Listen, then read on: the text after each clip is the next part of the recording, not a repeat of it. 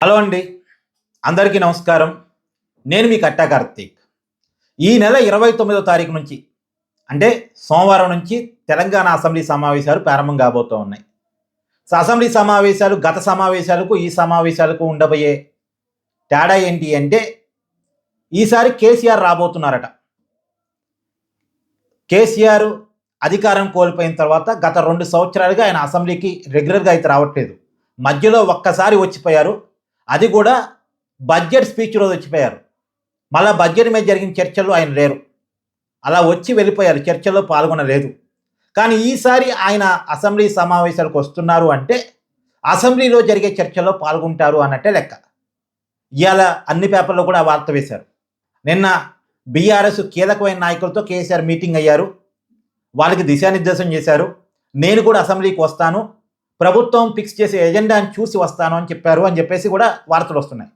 సరే, కేసీఆర్ గారు కోరుకునే ఎజెండానే రేవంత్ రెడ్డి ప్రభుత్వం ఫిక్స్ చేస్తుంది కాబట్టి వాళ్ళు చెప్తున్న వివరాల ప్రకారం ఇది నీటి పంపకాల మీదే. కేసీఆర్ ఏ విషయాన్నైతే లేవనెత్తారో మొన్న ఆదివారం నాడు ప్రెస్ మీట్ పెట్టి అదే విషయాన్ని అసెంబ్లీలో చర్చ పెడతామని రేవంత్ రెడ్డి చెప్తున్నారు కాబట్టి ఇక కేసీఆర్ రావడానికి అవకాశం ఉన్నట్టు లెక్క. మరి వస్తారా లేదో చూడాలి. కానీ ఇక్కడ రేవంత్ రెడ్డి గారి కోరిక ఒకటి ఉంది. నేను ముఖ్యమంత్రిని అయ్యాను కేసీఆర్ను ఓడించి, కాబట్టి నేను ముఖ్యమంత్రిగా సభానాయకుడిగా కూర్చొని ప్రతిపక్ష నాయకుడిగా కేసీఆర్ ఉండి మా ఇద్దరి మధ్య చర్చ జరగాలి అనేటువంటిది రేవంత్ రెడ్డి గారి కోరిక.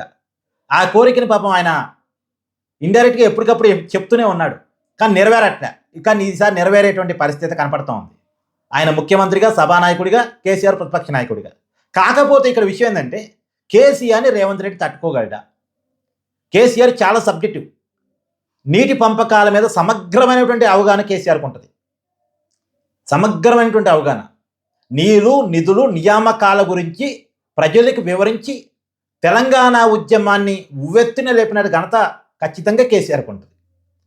తెలంగాణ సమాజాన్ని తెలంగాణ ఉద్యమం వెనక ర్యాలీ చేపించిన ఘనత కేసీఆర్కి ఉంటుంది. సరే, ఆయన 9.5 ఏళ్ళలో ఏం చేశాడు ఏంటి ఇవన్నీ చర్చలు వస్తాయి. రేవంత్ రెడ్డి లేవనెత్తాడు, దానికి కేసీఆర్ ఏదో సమాధానం చెప్తాడు. అయితే ఇంత నీటి పంపకాల సబ్జెక్ట్ ఉన్నటువంటి కేసీఆర్ చర్చలో పాల్గొన్నప్పుడు దాన్ని సరిగా కౌంటర్ చేసి సమాధానం చెప్పగలిగేటువంటి పరిస్థితి రేవంత్ రెడ్డి గారికి ఆ కెపాసిటీ ఉందా లేదా, అది అందరిలోనూ ఆసక్తి నెలకొల్పే విషయం. కేటీఆర్కు హరీష్ రావుకు సమాధానం చెప్పడం వేరు, కేసీఆర్కు సమాధానం చెప్పడం వేరు.